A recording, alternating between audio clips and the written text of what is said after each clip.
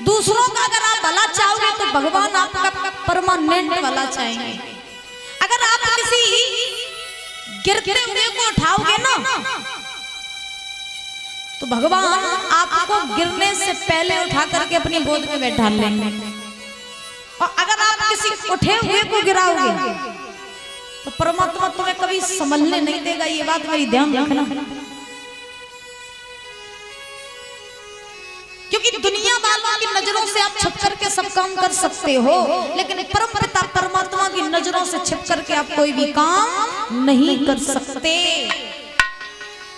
वो आपको आप जो करते हैं, जो काम करते हैं, वो आपको हर वक्त देखता है। परमात्मा आपको हर वक्त सुनता रहता है।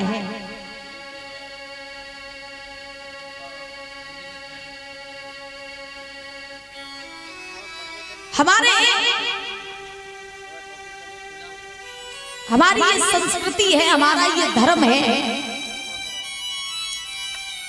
कि मनुष्य बनकर के न कभी किसी का बुरा करो, न कभी किसी का बुरा चाहो, और हमेशा अपनी आत्मा को शुद्ध रखो, अपने मन को साफ रखो। अगर आपका मन साफ, आपकी आत्मा साफ, तो परमात्मा का आपके अंदर वास।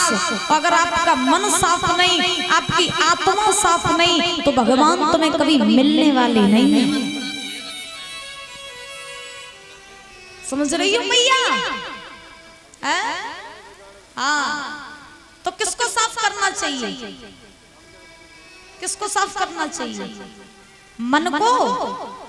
पक्की बात, मन को साफ करना चाहिए ना। लेकिन आज के जमाने में क्या है महाराज, मन को साफ कोई नहीं करते, तन को साफ करने में लगे। हाँ, तन को साफ करने में लगे हुए हैं महाराज। अगर चेहरा काला पड़ गया तो तरह तरह की क्रीमें लगा लो, गोरे हो जाओ। लेकिन आत्मा काली हो जाती है, उसमें कौन सी क्रीम लगाओगे? बोलो मैया, कौन सा पाउडर लगाओगे आत्मा में? ध्यान रखना, कभी तन की तरफ निगाह मत किया करो मेरी माँ। हमेशा अपने आत्मा को, अपने मन को साफ करना चाहिए, और मन और आत्मा को ही साफ करने में ध्यान देना चाहिए। क्योंकि तन आज आपका सुंदर है और कल तन आपका खराब भी हो सकता है, तो दुनिया वाले आपको फिर देखेंगे भी नहीं।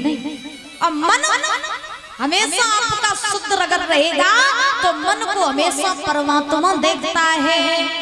तो दुनिया के लिए सुंदर ना बनो। सुंदर किसके लिए बनना चाहिए? सुंदर हमें परम पिता परमात्मा के लिए बनना चाहिए। निर्मल जन मन सोई मोहे पावा, मोहे कपट छल छिद्र न भावा। ध्यान रखना महाराज, तन की सुंदरता को मत बढ़ाओ कभी। सुंदरता मन की बढ़ानी चाहिए। मंदिर में कभी आप जाओ, मंदिर में, और मंदिर में खूब मेकअप करके जाइयो। हाँ, और 10,000 रुपए की साड़ी पहन करके जाना, लाखों के गहने पहन करके जाना, और भगवान से मंदिर में, भगवान के मंदिर में जाकर के भगवान से कहना, प्रभु तुम हमको देखो, हमको देखो, हम कितनी महंगी साड़ी और कितने गहने आप दूसरे पहन करके आए। तो भगवान तुमको देखेंगे? भगवान तुम्हारे महंगे कपड़े देखेंगे? भगवान तुम्हारे पहने हुए गहने देखेंगे? नहीं देखेंगे। अगर आप फटे कपड़े भी पहन करके, दीन बन करके, गरीब बन करके मंदिर में चले जाना, लेकिन आत्मा को साफ करके चले जाना, कितनी भी भीड़ लगी हुई हो, लाखों की भीड़ में परमात्मा आपको पहचान लेगा। बोलिए गोविंद भगवान की। भावना में भावना तो भावना बेकार है, और भाव से भजता जो मुझको भव से बेड़ा पार है। भाव बिन रीझू नहीं गाड़ी भरे सामान पर, और भाव से मुझे मान का एक पान भी स्वीकार है। भगवान की तो महिमा ही निराली है। भगवान तुम्हारे ठाट बाट नहीं देखते, भगवान तुम्हारा पैसा नहीं देखते, भगवान तुम्हारे तन की सुंदरता नहीं देखते। अरे साहब, तन की सुंदरता तो ये दुनिया देखती है। ध्यान रखना, ये ऊपर से जो लेमिनेशन है ना हमारी स्किन, ये क्या है? ये लेमिनेशन है।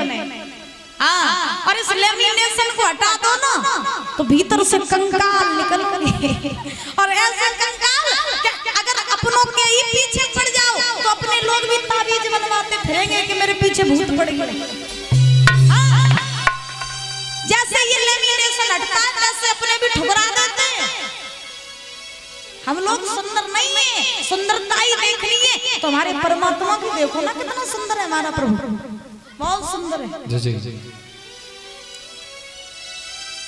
भगवान पैसा नहीं देखते, भगवान भक्त का भाव देखते हैं। अगर भगवान पैसा ही देखते होते, भगवान अगर ठाट बाट ही देखते होते, भगवान अगर महल ही देखते होते तो भगवान विदुर जी के यहाँ पर जाकर के रूखा साग न खाते। भगवान अगर सुंदरता ही देखते होते, भगवान अगर तन की ही सुंदरता देखते तो भगवान कुब्जा जैसी नारी को अपनाते नहीं।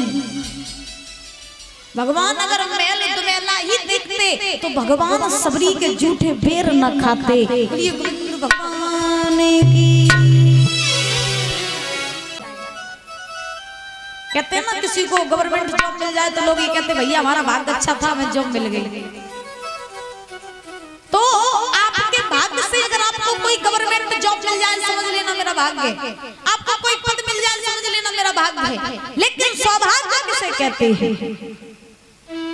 सौभाग्य से कहते हैं कि सौभाग्य के द्वारा अगर आपको भगवान की कथा सुनने के लिए मिल जाए, संतों की संगत करने के लिए मिल जाए, सत्संग सुनने के लिए मिल जाए तो समझ लेना ये मेरा परम सौभाग्य हो गया है। आज हम लोग यहाँ बैठ करके कथा सुन रहे हैं तो ये हमारा भाग्य नहीं है, ये हमारा परम सौभाग्य है। परम सौभाग्य है ये हमारा। तो जैसा कि हम रोज बताते हैं कि मनुष्य बने हो तो मनुष्य बन करके इस शरीर से सत्कर्म करो, बुराइयों को छोड़ो, अच्छाइयों को अपनाओ। न कभी किसी की निंदा करो, न कभी किसी की बुराई करो।